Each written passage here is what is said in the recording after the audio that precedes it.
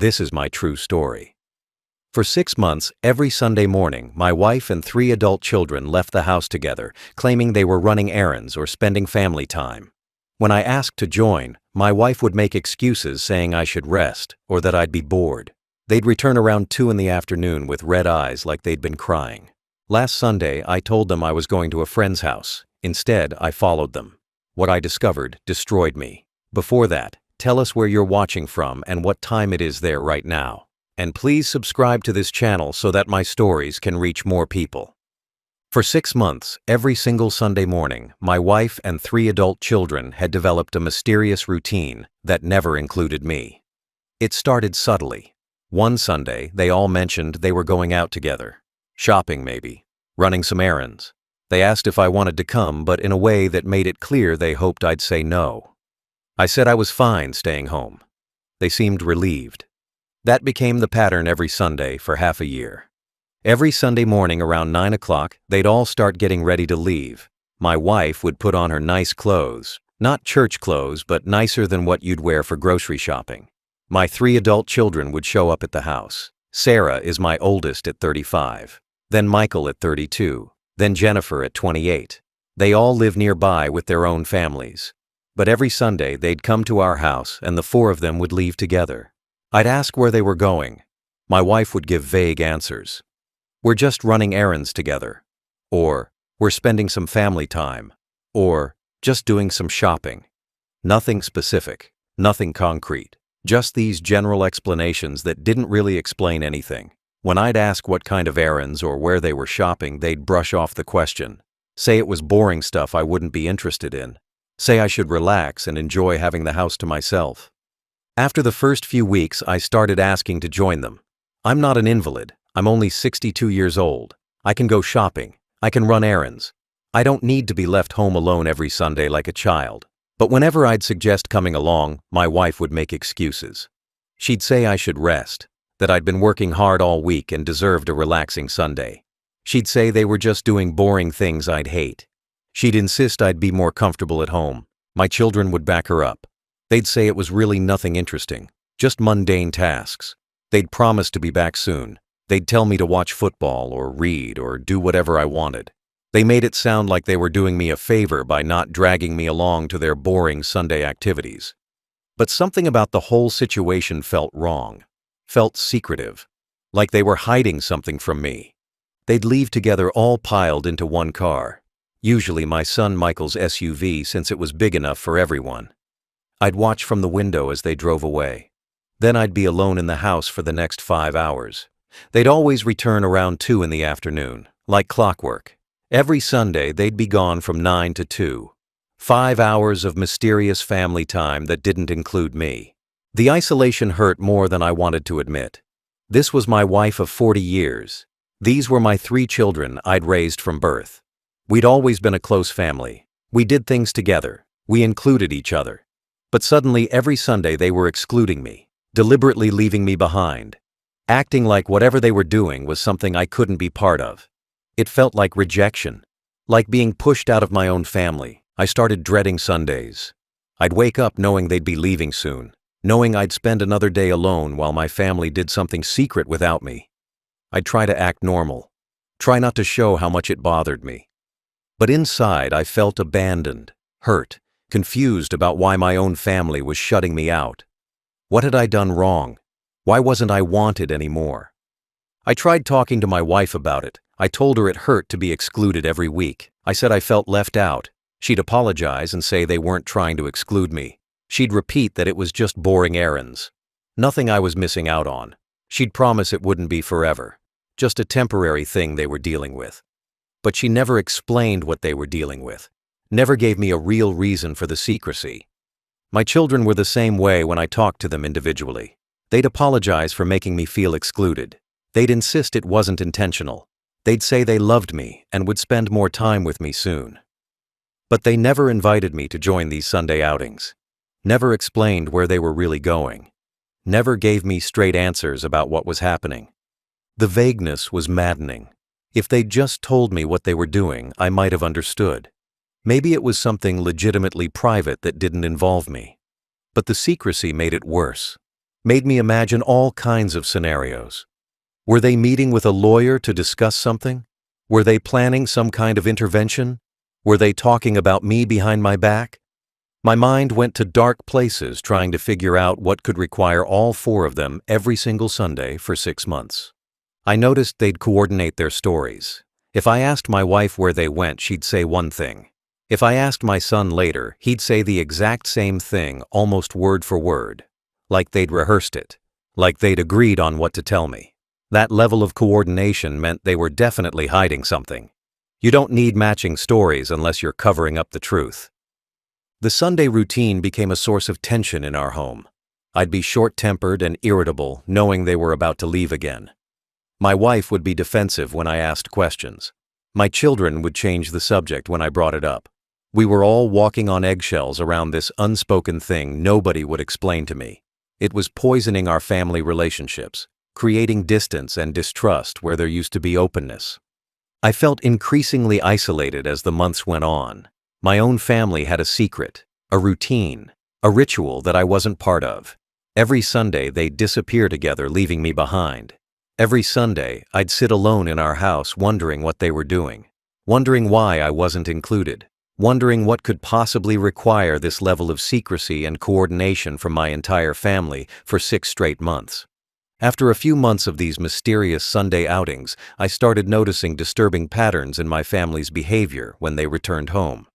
They'd walk through the door around 2 in the afternoon, like I mentioned, but they didn't look like people who'd just been running boring errands or shopping. They looked emotionally drained, exhausted in a way that had nothing to do with physical tiredness. They looked like people who'd been through something difficult. The most obvious thing I noticed was their eyes. They'd all have red, puffy eyes like they'd been crying. Not just one person, but all 4 of them. My wife, my 3 children. They'd come home with these red, swollen eyes that were unmistakable. You can't fake that. You can't get eyes like that from shopping or running errands. Those were eyes that came from serious crying, from emotional distress, from tears. At first I thought maybe I was imagining it. Maybe they just looked tired. Maybe the lighting was playing tricks. But it happened every single Sunday. Without fail. They'd leave in the morning looking normal. They'd return in the afternoon looking like they'd been crying for hours. I started watching more carefully, paying attention to details. And yes, they'd definitely been crying. All of them. Every Sunday. When I'd ask if everything was okay, my wife would force a smile. She'd say everything was fine. She'd blame allergies or say the wind had irritated her eyes. My children would echo similar excuses. Allergies, dust, tired eyes. But allergies don't make your eyes red and puffy like that. Allergies don't affect 4 people simultaneously every Sunday for months. They were lying, and they weren't even good at it. I also noticed they'd have hushed conversations that would stop the moment I entered a room. I'd be in my home office or upstairs. I'd come down to the kitchen or living room. As soon as I appeared, any conversation they were having would immediately cease. They'd go silent, look at each other, then change the subject to something innocuous. The weather, a TV show, anything except what they'd actually been discussing. This happened constantly, not just on Sundays but throughout the week. My wife would be on the phone talking quietly. I'd walk in and she'd suddenly say she had to go. My children would be texting in a group chat. I'd ask what they were talking about and they'd say nothing important, just making plans. But the way they'd hide their phone screens told a different story. They were definitely discussing something they didn't want me to know about. The exchanged glances were another thing I couldn't ignore. They'd look at each other in ways that felt like secret communication, like they were having entire conversations with their eyes that I wasn't part of. I'd say something completely normal and innocent, and they'd all glance at each other, quick, meaningful looks that lasted just a second. But those glances carried weight. They meant something. They were sharing something between them that excluded me. It felt like being on the outside of an inside joke. Except, it wasn't a joke. It was something serious. Something that involved all of them, but not me.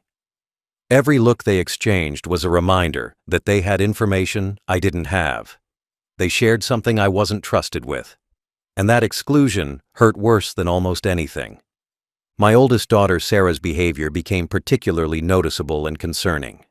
After these Sunday outings, she'd come find me wherever I was in the house. She'd give me a hug. But not a normal, quick hug like usual. These were long, tight embraces where she'd hold on for what felt like forever. She'd squeeze me hard, bury her face in my shoulder, hold on like she didn't want to let go. At first I thought it was nice, my daughter being affectionate. But these hugs felt different. They felt desperate, like she was memorizing the feeling, like she was saying goodbye. That's what it reminded me of. The way you hug someone when you think it might be the last time. The way you hold on when you're afraid of losing someone. Sarah was hugging me like I was dying. My other children started doing similar things. Michael would find excuses to spend time with me. Come over to help with projects around the house that didn't really need help. Just wanting to be near me. Jennifer would call me more often than usual, ask about my day, tell me she loved me. These were all good things, things I normally would have appreciated, but combined with everything else, they felt ominous. Like my children were trying to soak up time with me, like they knew something I didn't. I'd try to ask them directly. Is something wrong? Is there something you're not telling me? They'd always deny it. Say everything was fine. Say they just wanted to spend time with their dad. But I could see the fear in their eyes, the sadness. Something was definitely wrong, something they were all hiding from me. And whatever it was involved all four of them knowing while I remained clueless. The not knowing was torture. My mind created scenarios to explain their behavior. Were they planning to put me in a nursing home? Were they discussing my wife divorcing me? Was someone sick and they didn't want to tell me? Was the family business failing? Were we going bankrupt? I ran through every possibility trying to understand what could make my entire family cry every Sunday and treat me like I was fragile. The exclusion hurt more than any truth possibly could. That's what I thought at the time. I thought whatever they were hiding couldn't be as painful as being shut out by my own family, being lied to every week, being treated like I couldn't handle whatever truth they were protecting me from. I felt like they'd decided I was too weak or too fragile to be trusted with information about my own family. 6 months of this pattern, 6 months of Sunday disappearances, 6 months of red eyes and hushed conversations and meaningful glances, 6 months of being hugged like I was dying, 6 months of feeling like an outsider in my own home. The suspicion and hurt built up until I couldn't take it anymore. I needed to know the truth. Whatever they were hiding from me, I needed to discover it. So I decided to follow them and find out what my family was really doing every Sunday. Last Sunday, I made the decision that I was going to follow my family and find out where they were really going. I couldn't take another week of not knowing. I couldn't handle another Sunday sitting alone in my house wondering what secret they were keeping from me. I needed answers. I needed to understand what was happening. So I came up with a plan to follow them without them knowing. Saturday night, I told my wife I'd made plans for Sunday. I said my friend Tom had invited me over to watch football at his house. Tom and I had been friends for 30 years. We did watch football together sometimes, so it was a believable excuse. My wife seemed relieved when I told her. She said that sounded like fun. She said she was glad I'd have something to do. She didn't suspect anything. Sunday morning I got up and went through my normal routine. I had breakfast with my wife. I acted completely normal. Around 8:30 I told her I was heading to Tom's house. The game started at 10, but I said we were going to hang out first. My wife kissed me goodbye, told me to have fun. She seemed genuinely happy that I wouldn't be home alone for once. She had no idea what I was actually planning. I got in my truck and drove away like I was heading to Tom's house. But instead of going there, I parked on a side street about 2 blocks from our house. I had a clear view of our driveway from where I was parked. I could see when my family left. I settled in to wait. My heart was pounding. I felt nervous and guilty about spying on my own family, but I needed to know the truth. Around 8:45, my children started arriving. Sarah pulled up first in her car. Then Michael arrived with his wife and kids. Then Jennifer came. They all went inside our house. I watched from my truck 2 blocks away.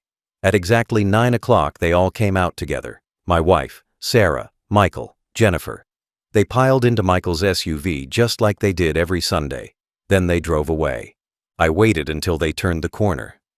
Then I started my truck and began following them. I stayed far enough back that they wouldn't notice me, but close enough that I wouldn't lose them in traffic. My hands were gripping the steering wheel tight. My heart was racing. I had no idea where they were going. Part of me expected them to drive to a restaurant or shopping center, some innocent destination that would make me feel foolish for being suspicious. They drove through our neighborhood and onto the main road heading toward downtown. I followed, keeping several car lengths between us. The traffic was light because it was Sunday morning. Most people were either at church or still home. That made it easier to keep them in sight without getting too close. I watched Michael's SUV navigate through intersections and turns. I mirrored every move, staying back just enough to avoid detection. We drove for about 20 minutes. They seemed to know exactly where they were going. No hesitation, no wrong turns. They'd clearly made this drive many times before. This was a routine route they knew well.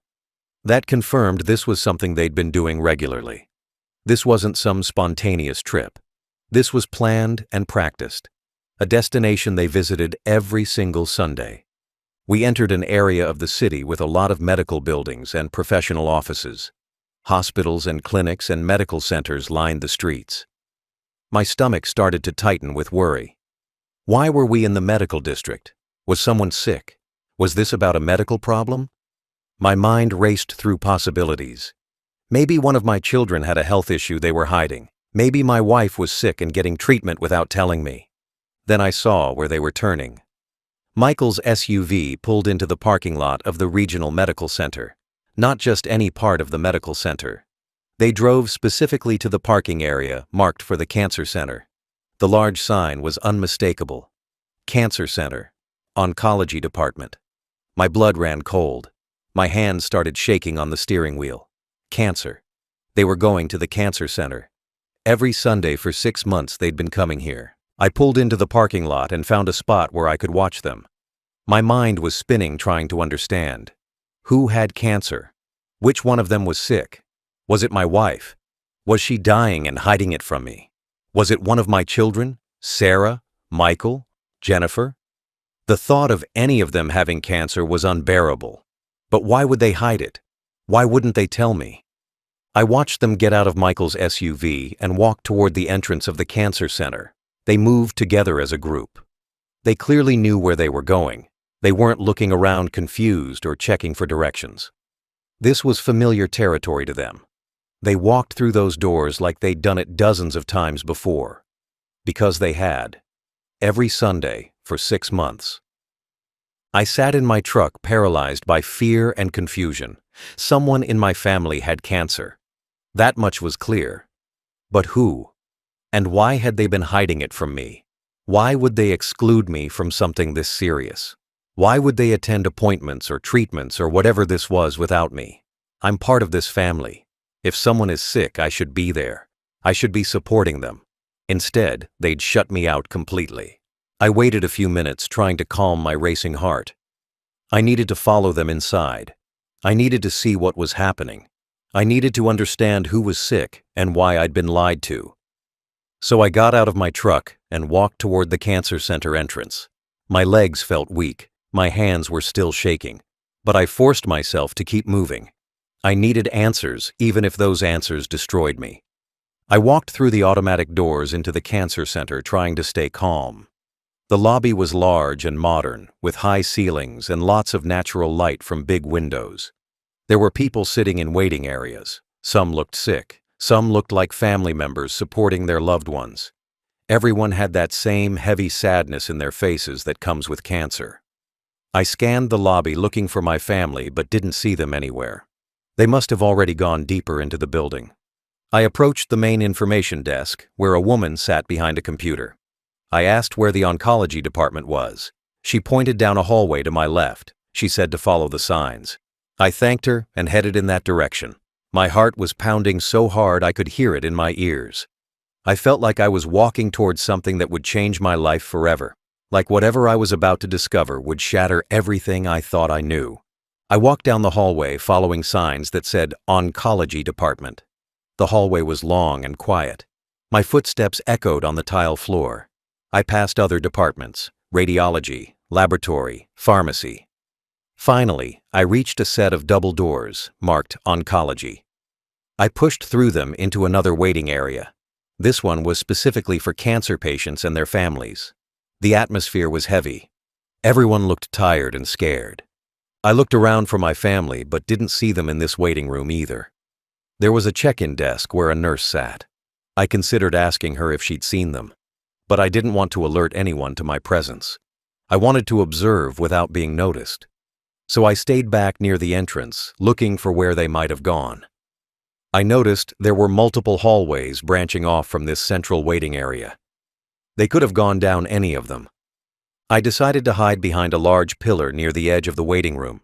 From there, I had a view of most of the area without being too visible myself. I felt ridiculous hiding like some kind of spy, but I didn't want my family to see me yet. I needed to understand what was happening before I confronted them. I needed to see where they went and what they were doing here every Sunday. I waited for about 5 minutes. Then I saw movement from one of the hallways. A nurse was walking toward the main desk.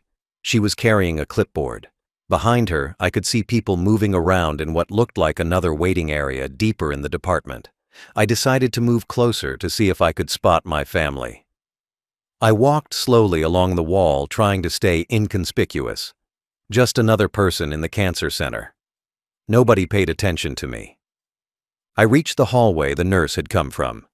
I peered around the corner carefully. About 30 feet down the hall, I could see glass doors leading into another room.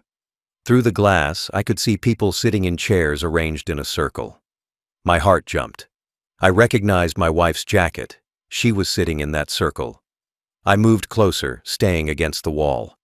I needed to see what this was. I crept down the hallway until I was right outside the glass doors. From there, I had a clear view into the room. My entire family was there. My wife, Sarah, Michael, Jennifer. They were sitting in a circle with about 7 or 8 other people I didn't recognize. There was someone who looked like a counselor or therapist at the head of the circle. Everyone had tissues in their hands. Some people were crying. This was clearly some kind of group meeting or therapy session. I stood there frozen, trying to understand what I was seeing. This wasn't a medical appointment. This wasn't chemotherapy or radiation. This was a support group.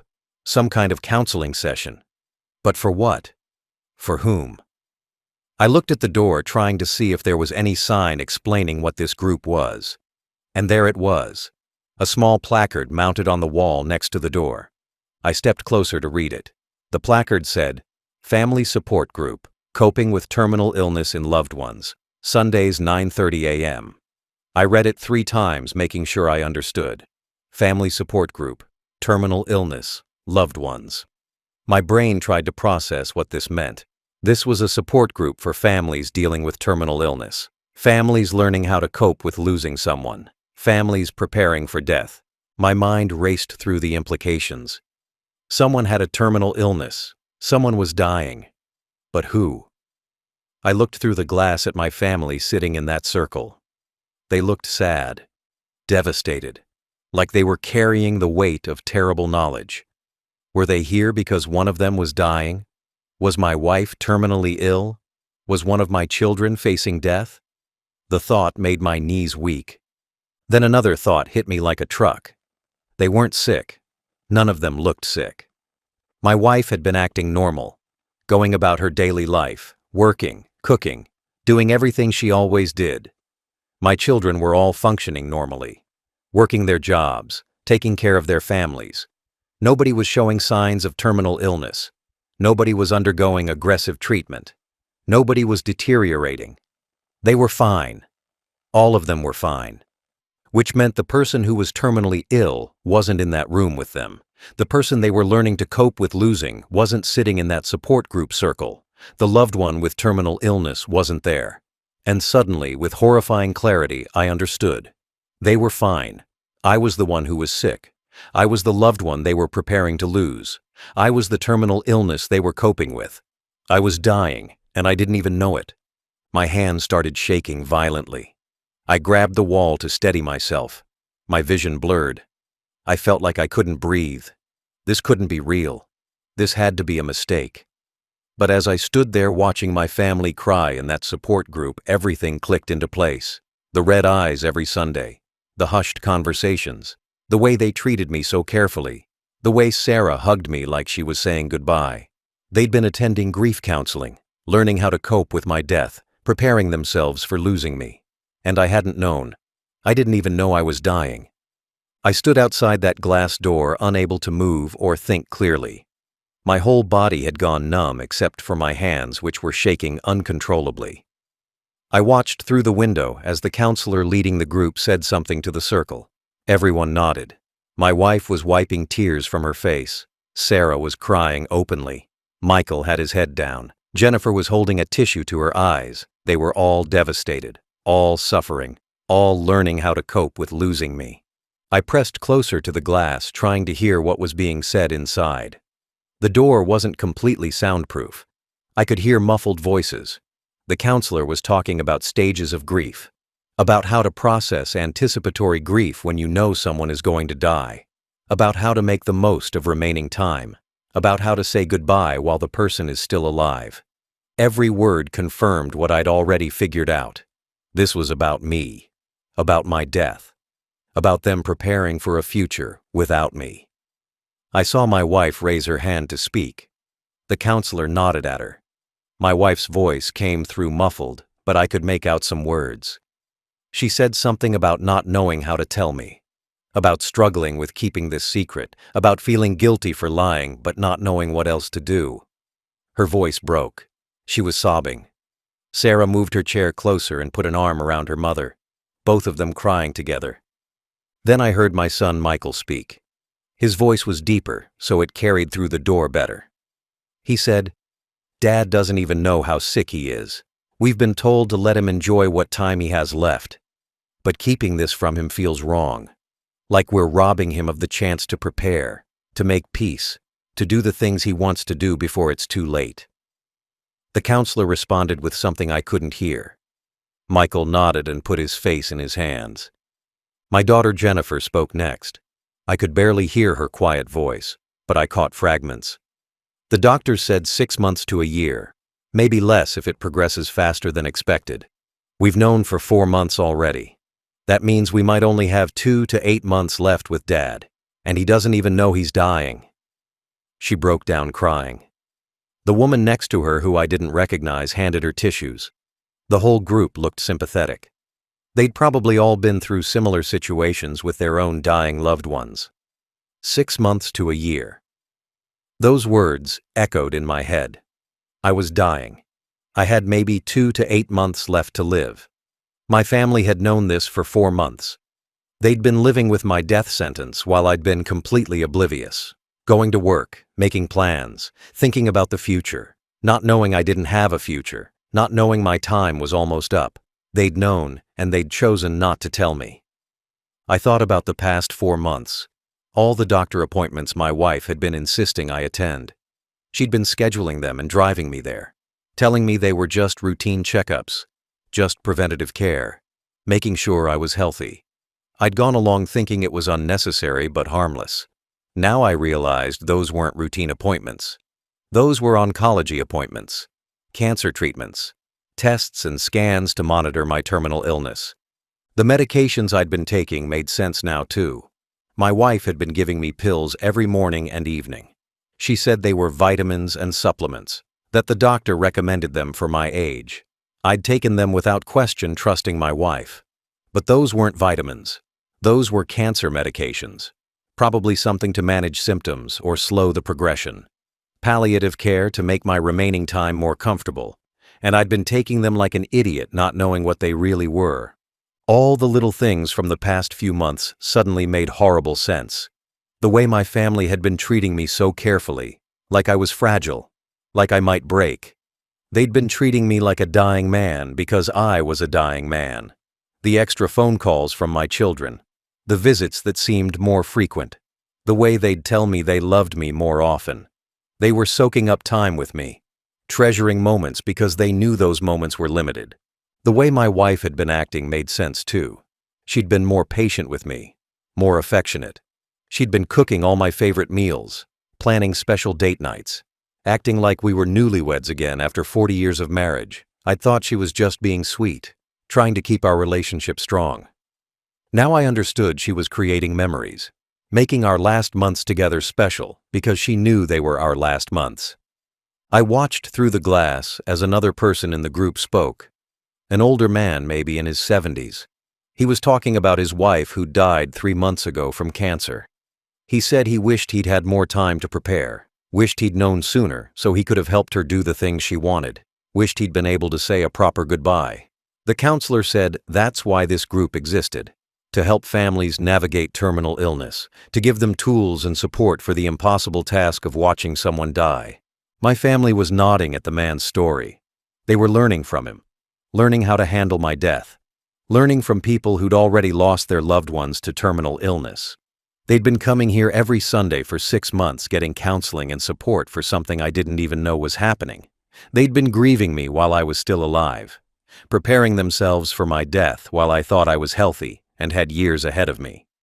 The counselor said something about making the most of remaining time, about not waiting to say important things, about resolving conflicts and creating closure. She talked about how family members sometimes struggle with whether to tell their dying loved one the truth, how some families choose to protect their loved one from the knowledge, how others believe the dying person has a right to know. There was no right answer. Every family had to make that choice for themselves. My family had chosen to protect me, to keep me in the dark, to let me live my final months without the burden of knowing I was dying. They'd carried that weight alone so I wouldn't have to. They'd suffered through the knowledge so I could remain blissfully ignorant. They'd attended grief counseling every Sunday so they'd be strong enough to smile and act normal around me the rest of the week. And I'd had no idea. I'd thought they were excluding me from something trivial. I'd felt hurt and rejected, when really they'd been trying to protect me from the most devastating truth imaginable. I stood frozen outside that door, trying to hear more of what was being said. The glass and walls muffled most of the conversation, but every few seconds, a phrase would come through clearly. Words that pierced through me like knives.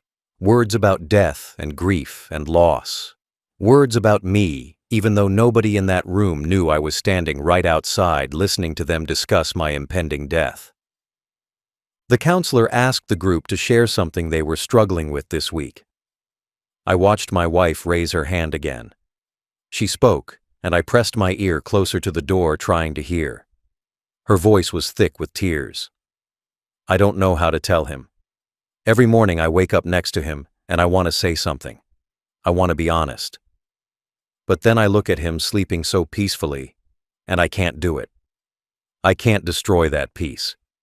So I keep lying, keep pretending everything is fine, and it's killing me. Sarah spoke next. I could see her face through the glass. She looked exhausted, older than her 35 years.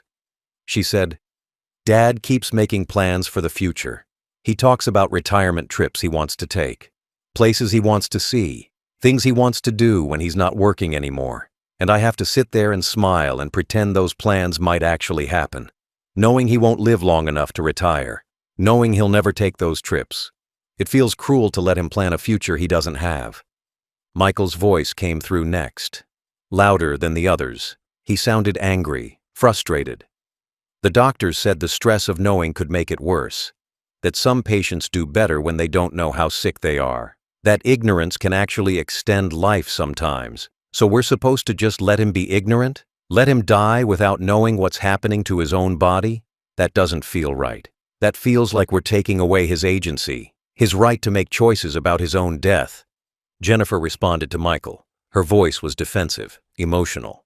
But what if telling him makes it worse? What if the stress kills him faster? What if we get 6 more months of having Dad around because we didn't tell him? Isn't that worth it? Isn't protecting him from that pain worth lying for a little while longer? Michael didn't respond. I could see him shaking his head through the glass. Clearly they'd been having this argument for months, some wanting to tell me, others wanting to protect me from the truth. The counselor interjected. She talked about how there was no perfect answer, how every family navigated terminal illness differently, how both approaches had merit. She said the most important thing was that they were supporting each other. that they were processing their grief together, that they would need each other when I was gone. Those words hit me like a physical blow. When I was gone. Not if. When. It was certain. I was going to die. Soon. I heard my wife say something about me seeming tired lately, about me complaining of pain sometimes. She said she'd been telling me it was just age, just normal aches and pains from being 62. She said she felt terrible lying about it, knowing the pain was actually from cancer spreading through my body, knowing I was getting sicker while she pretended everything was fine. She sobbed openly. The counselor handed her tissues. More pieces of conversation filtered through the door. Sarah mentioning how I'd fallen asleep on the couch after dinner several times recently. How that wasn't normal for me. How it was probably the cancer and medications making me exhausted. Michael talking about how I'd lost weight. How my clothes were fitting looser. How that was a sign the disease was progressing. Jennifer saying she'd noticed I was more forgetful. Losing my train of thought mid-conversation. The counselor explained those were all common symptoms as cancer advanced. I stood there cataloging my own symptoms, listening to them discuss my deterioration. The fatigue I'd been feeling. The pain in my abdomen I'd been ignoring. The weight loss I'd attributed to stress at work. The mental fog I'd blamed on getting older. All of it was cancer. My body was being destroyed from the inside, and I'd been too stupid or too in denial to recognize it. Or maybe part of me had known something was wrong, but I'd been too scared to confront it. The counselor asked how they were planning to handle upcoming holidays. Thanksgiving was in a few weeks, Christmas after that. She asked if this might be the last Thanksgiving, the last Christmas. My family all looked at each other. Nobody wanted to say it out loud. Finally, my wife spoke. The doctors said he probably won't make it to next year, so yes. This will be his last Thanksgiving, his last Christmas, his last everything. Her voice broke on those words. Last everything. I felt my legs give out. I slid down the wall until I was sitting on the floor outside that room. My whole body was shaking. I couldn't breathe properly. Couldn't process what I was hearing. This was my last Thanksgiving. My last Christmas. My last birthday. My last everything. I had months left to live. Maybe weeks if the cancer progressed faster than expected. And I'd had no idea until this moment. I thought about all the time I'd wasted. All the hours I'd spent at work doing things that didn't matter. All the arguments I'd had with my wife over stupid things. All the moments I could have been enjoying with my children and grandchildren. I'd been living like I had forever, like there would always be time for everything. But there wasn't time. I was running out of time and nobody had bothered to tell me. The betrayal hurt almost as much as the diagnosis. My wife had known for 4 months. My children had known. They'd watched me live my life completely oblivious to the fact I was dying. They'd let me work and plan and waste time on meaningless things. They'd let me believe I had a future when they knew I didn't. They'd lied to me every single day for 4 months. And they'd come here every Sunday to learn how to cope with losing me, to prepare themselves for my death, to grieve me while I was still alive. I understood why they'd done it. I could hear in their voices how much they loved me, how much they were suffering, how hard this was for them. They'd been trying to protect me, trying to give me a few more months of normalcy before everything fell apart. They'd carried this horrible burden alone so I wouldn't have to. But understanding their reasons didn't make it hurt less, didn't make the betrayal sting any less sharply. They'd taken away my right to know what was happening to my own body. They'd stolen time I could have used to prepare, to say goodbye properly, to do the things I wanted before it was too late. Dr. Harrison spent another hour with me going through every detail of my diagnosis. He showed me test results, scan images, lab reports. He explained the progression of pancreatic cancer, how it's one of the deadliest forms because it's usually caught late, how symptoms don't show until the disease is already advanced, how by the time most patients are diagnosed, the cancer has already spread beyond treatment. He said I'd actually been fortunate in a terrible way that they'd caught it at all. Many patients don't know until they're in their final weeks. He gave me copies of all my medical records, everything documenting my diagnosis and treatment plan. He said I had a right to this information, that it should have been given to me 4 months ago when they first discovered the cancer. He apologized again for going along with my wife's request to keep me in the dark. He said he understood if I wanted to file a complaint or change doctors. I told him I wasn't angry at him. I was angry at the situation, at the disease, at being robbed of 4 months I could have spent preparing. I left Dr. Harrison's office around 1 in the afternoon. My family would be home from their support group soon. They always returned around 2. I drove home and let myself into the empty house. Then I spread all my medical records out on the kitchen table. Test results, scan images, doctor's notes, everything documenting my terminal cancer diagnosis. I sat down and waited for them to come home. I was going to confront them with the truth they'd been hiding. Around 2:15, I heard Michael's SUV pull into the driveway. I heard car doors opening and closing. I heard voices.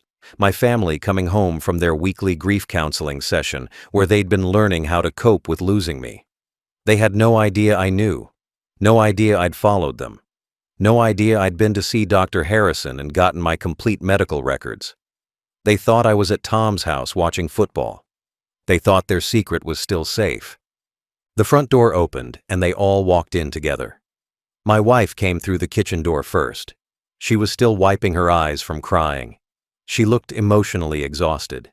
Then she saw me sitting at the kitchen table. She froze. Her face went pale. She looked at the papers spread across the table. Even from a distance, she could probably recognize what they were. Medical documents, scan images, test results. Her hand went to her mouth. Sarah walked in behind my wife and saw me too. She stopped dead. "Dad? What are you doing home? I thought you were at Tom's house." Her voice was shaky. She could see something was wrong. Michael and Jennifer came in next. They all stood there in the kitchen doorway staring at me, staring at the medical records on the table. Nobody moved.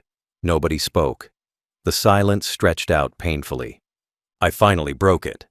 Stage 4 pancreatic cancer, diagnosed 4 months ago. 6 to 18 months to live with treatment, maybe less without it. My voice was flat, cold, emotionless. I watched their faces as the words hit them. My wife started crying immediately. Sarah grabbed onto the counter like her legs were giving out. Michael and Jennifer just stood there, frozen in shock. They'd been caught. Their secret was out. My wife moved toward me. "How did you find out? Who told you?" Her voice was desperate, panicked. She was trying to figure out how their carefully constructed lie had fallen apart. I told her I'd followed them this morning. I'd watched them go into the cancer center. I'd seen them sitting in that support group learning how to cope with my death. Then I'd gone to Dr. Harrison and demanded my complete medical records. I knew everything now. Every detail they'd been hiding from me for 4 months. My wife burst into sobs. "We were trying to protect you. The doctors said the stress of knowing could make it worse. We wanted you to have a few more months of normalcy, a few more months of happiness before you had to face this. We were trying to do the right thing." She was crying so hard she could barely get the words out. Sarah moved to comfort her. Both of them were sobbing. Michael and Jennifer looked devastated, guilty, like children who'd been caught doing something terrible. I stood up from the table. I was shaking with emotion, not just anger, hurt, betrayal, grief, everything hitting me at once. "You took away my right to know what was happening to my own body. You stole 4 months from me. 4 months I could have spent preparing, making peace, doing the things I wanted to do before I die. You let me waste time on meaningless things thinking I had forever, thinking I was healthy. You lied to me every single day." My wife tried to explain, tried to justify what they'd done. She said the doctors had told her some patients do better when they don't know how sick they are, that the psychological burden of knowing you're dying can actually speed up the disease, that she'd been trying to give me a few more months of quality life, that she'd been trying to protect me from the pain they were all living with, that watching me be happy and oblivious was the only thing keeping her going some days. Sarah spoke up. "We were going to tell you, Dad, eventually. We just wanted to wait until we knew how to say it, until we'd learned how to help you through it. That's why we've been going to counseling. We've been learning how to support someone through terminal illness, how to be there for you when you found out. We weren't trying to hurt you. We were trying to love you." Her voice broke. She was crying as hard as my wife. Michael stepped forward. "I disagreed with this from the beginning. I wanted to tell you right away. I thought you had a right to know. But Mom convinced us this was better, that letting you be happy for a little while longer was worth the lie. I'm sorry, Dad. I should have insisted we tell you. This is my fault too." He looked broken, defeated, like he'd been carrying guilt about this for months. Jennifer added her own apology, said she'd gone along with it because she couldn't bear the thought of telling me I was dying. She'd wanted to protect me from that pain even though it meant lying. She said every day for 4 months she'd wanted to confess, to be honest with me. But she'd kept quiet because she'd been afraid of destroying what little time I had left. She said she was sorry, that she loved me, that everything they'd done came from a place of love even if it was misguided. I listened to all their explanations, all their justifications, all their apologies. I understood what they were saying. I could see they'd been suffering, that they'd been trying to protect me in their own confused way, that they'd been carrying an impossible burden alone so I wouldn't have to. But understanding their reasoning didn't make it okay, didn't erase the betrayal, didn't give me back the 4 months they'd stolen from me. I sat back down at the kitchen table with all my medical records spread out in front of me. My family stood there crying and apologizing. Part of me wanted to yell at them, to scream about how they'd betrayed my trust, how they'd treated me like a child who couldn't handle the truth, how they'd robbed me of the chance to prepare for my own death. The anger was real and justified, but looking at their devastated faces, I felt something else too. Understanding. Complicated, painful understanding of why they'd done this. My wife had been living with my death sentence for 4 months. 4 months of knowing her husband was dying. 4 months of watching me go about my life completely unaware. 4 months of lying to me every single day while her heart was breaking. She'd wake up next to me, knowing I had months left to live. She'd make my breakfast, knowing it might be one of the last breakfasts we'd share. She'd kiss me goodbye when I left for work, wondering if she'd already lost too much time with me. Every doctor's appointment she'd taken me to had been an oncology visit, not routine checkups like she'd told me.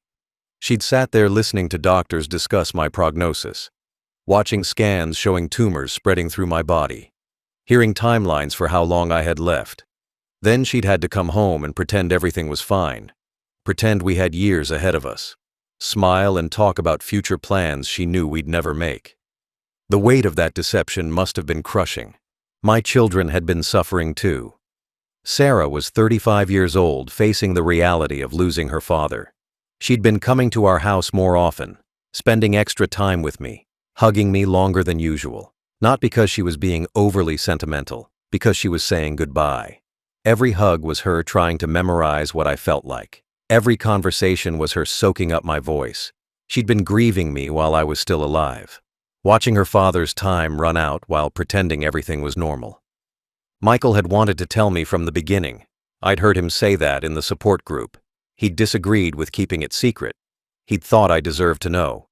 But he'd been outvoted by my wife and sisters. He'd gone along with their decision, even though it went against his instincts. And he'd been living with guilt about it for 4 months. Guilt about lying to me. Guilt about not fighting harder to tell me the truth. He'd been trapped between respecting his mother's wishes and doing what he thought was right. Jennifer had been trying to protect me from pain. She'd been afraid to tell me I was dying because she couldn't bear to see me suffer with that knowledge. So she'd chosen to suffer alone instead. She'd carried the burden so I wouldn't have to. She'd cried every Sunday at that support group learning how to cope with losing me. Then she'd come home and act cheerful around me, put on a brave face, pretend her father wasn't dying. The emotional toll of that performance must have been enormous. They'd all been making sacrifices to protect me, going to grief counseling every Sunday, learning how to support someone through terminal illness, preparing themselves for my death while keeping me in blissful ignorance. They'd thought they were giving me a gift.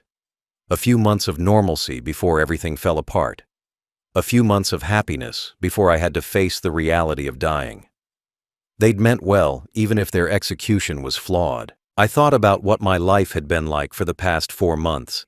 I'd been working my normal job, stressing about deadlines and projects and office politics, coming home tired and complaining about my day, wasting time on things that didn't matter, making plans for retirement, talking about trips I wanted to take, living like I had decades ahead of me.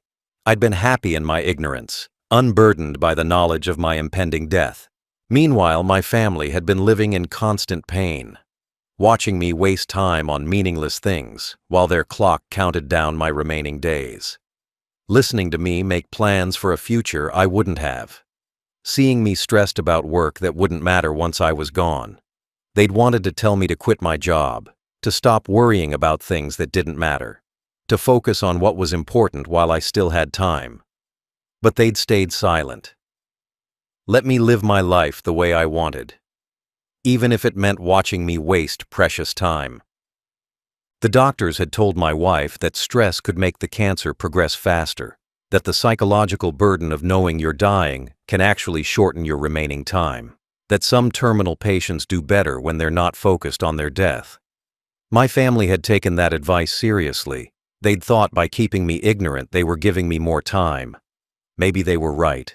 Maybe if I'd known 4 months ago, the stress would have killed me faster. Maybe I wouldn't have made it this long. I looked at my wife sobbing at the kitchen counter, at Sarah holding on to her for support, at Michael and Jennifer standing there looking devastated.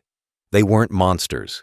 They weren't cruel people who'd lied to hurt me. They were my family who loved me, who'd been trying to protect me in the only way they knew how. They'd made a choice, maybe not the right choice, but a choice born from love and desperation and fear of losing me. Yes, they'd taken away my right to know about my own diagnosis. Yes, they'd stolen 4 months I could have spent preparing. Yes, they'd lied to me every single day. But they'd done it while suffering themselves. They'd carried the weight of my death so I wouldn't have to. They'd cried every Sunday so I could smile every day. They'd broken their own hearts trying to protect mine. That had to count for something. The anger was still there. The hurt and betrayal were real. I wasn't ready to forgive them completely, but I could understand them. I could see they'd been in an impossible situation with no good options.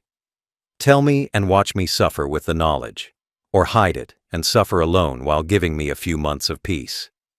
They'd chosen the second option. They'd chosen to suffer so I wouldn't. That took a kind of terrible love. I looked at my wife. How much time do I have left? What did the doctors actually say? My voice was calmer now, less angry, more resigned. She wiped her eyes and took a shaky breath. 6 to 18 months with aggressive treatment, maybe 8 months if you're lucky. The cancer is very advanced. It's spread too far for surgery. Chemo might buy some time, but it won't save you. We're looking at less than a year, no matter what we do. Her voice broke on those last words. Less than a year. We spent the rest of that Sunday afternoon talking. Really talking for the first time in 4 months. My family explained everything they'd been going through. Every doctor's appointment. Every scan showing the cancer spreading. Every prognosis that got progressively worse. They told me about the first support group session they'd attended 6 months ago. How they'd all sat there crying, listening to other families talk about losing their loved ones to terminal illness. How they'd realized they needed help coping with what was coming. My wife explained how she'd been secretly giving me cancer medications disguised as vitamins. How she'd been monitoring my symptoms while pretending everything was normal. How she'd been in constant communication with my oncology team, adjusting my treatment without me knowing. She showed me pill bottles I'd been taking daily. I'd thought they were supplements for my age. They were actually drugs to slow the cancer's progression and manage my pain. I'd been in treatment for 4 months without realizing it. Sarah talked about how hard it had been to act normal around me. How every time she saw me, she wanted to tell me the truth. How those long hugs were her way of saying goodbye a little bit at a time. She said she'd been taking videos of me when I wasn't looking, recording my voice, capturing moments she could watch after I was gone. She'd been creating a library of memories while I thought she was just being sentimental. Michael admitted he'd been angry at my wife for months about the decision to keep it secret. He'd felt it was wrong to deny me the truth. but he'd gone along with it because he didn't want to tear the family apart during this crisis. He said he was relieved I finally knew, that the lying had been eating him alive, that he'd rather face my anger than continue the deception. Jennifer said she'd been writing letters to me, things she wanted to say but couldn't while I didn't know I was dying. Letters about what I meant to her, about memories from childhood, about life lessons I'd taught her. She planned to give them to me eventually. Now she could give them to me while I was still alive to read them, while I could still respond and share my own thoughts. We talked about what came next. I had maybe 8 months if I was lucky. Probably less. The cancer was aggressive and advanced. It had already spread to my liver and other organs. Even with treatment, the outcome was certain. I was going to die. The only question was how I wanted to spend whatever time I had left. Did I want aggressive chemotherapy that might buy me a few extra months but would make me sick and miserable? Or did I want quality over quantity? More time feeling terrible or less time feeling okay?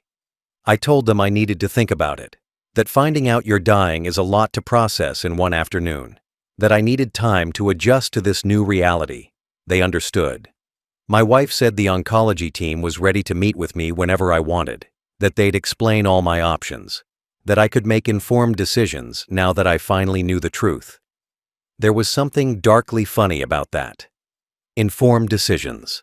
Like I'd been making uninformed decisions for the past 4 months because nobody had bothered to inform me I was dying. But I wasn't angry anymore. The rage had burned out, leaving behind something softer. Sadness. Grief for the life I wouldn't get to live. Fear about dying. About pain. About leaving my family behind.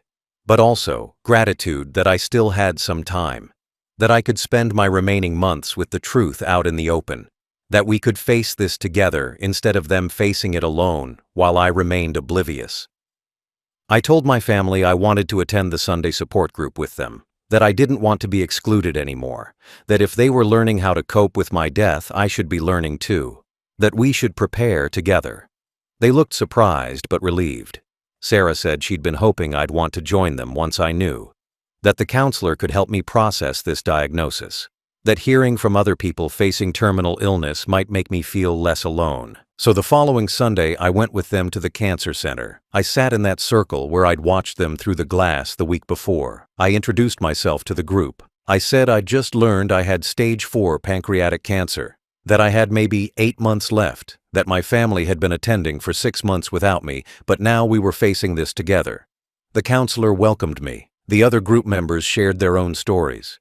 Some were patients like me. Others were family members of patients. We were all connected by terminal illness and impending loss. Now we go every Sunday.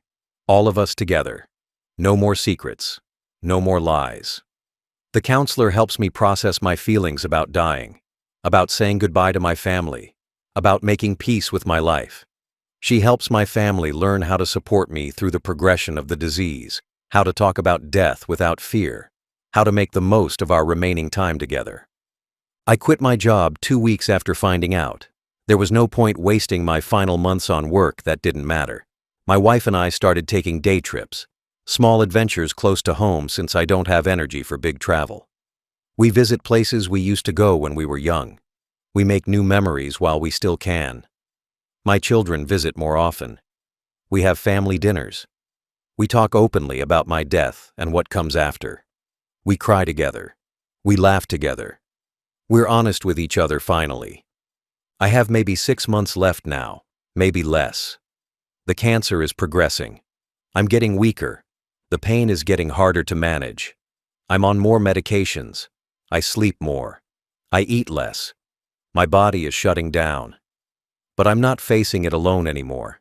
My family is with me. We're walking this terrible journey together. No more Sunday disappearances. No more exclusion. We attend grief counseling as a family. We prepare for my death as a family. We make these last months meaningful together. Every Sunday, my family disappeared without me. I followed them and discovered they were attending grief counseling because I have stage 4 cancer and 6 months to live. They'd been hiding my terminal diagnosis to protect me from the pain they were already living with. They loved me so much they tried to carry the weight of my death alone so I could live my final months without that burden. Now we carry it together. And somehow that makes these last Sundays precious instead of painful. The truth hurt worse than any lie could have. But at least now we're facing it as the family we've always been. Together until the very end.